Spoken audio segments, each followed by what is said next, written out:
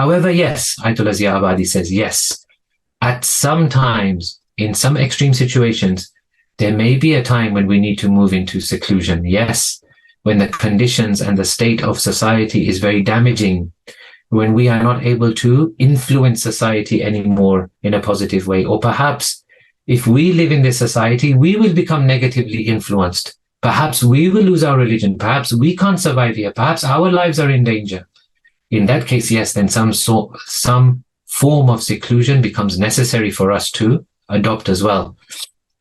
Some prophets had to go through this in such circumstances where they lived, their lives were in danger, or they could not do anything more positive for that society. Then they had to remove themselves and seclude themselves. For example, if you look at 1948, Nabi Ibrahim says, وَأَعْتَزِلُكُمْ, I disassociate, I move myself aside from you and whatever you invoke besides Allah. So even here, Nabi Ibrahim alayhi salam, he had to step aside from society for a while. We don't know how long he stepped aside for. We don't have that detail.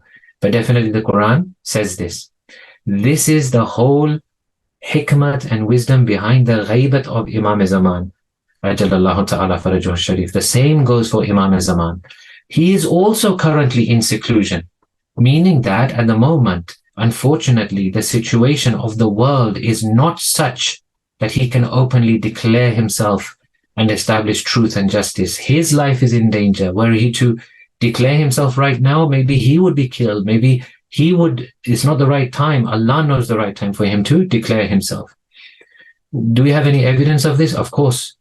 Before Imam Zaman, we had 11 Imams before him. Allah gave this world the greatest gift of 11 Imams. And what did the world do with the Imams? They either killed them or poisoned them or imprisoned them or tortured them or, neglected them or made up stories about them, made fun of them. Allah gave us the best of the best of the best. He gave us Amirul Mu'mineen. And what did they do?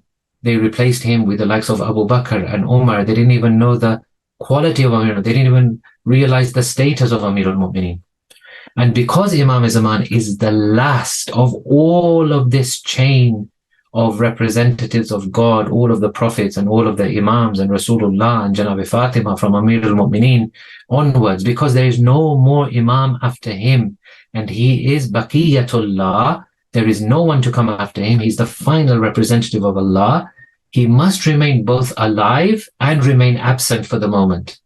If he loses his life, then the whole system of Allah perishes. If he loses his life and the hujjat of God is removed from this world, then the grace of Allah will not be able to reach us.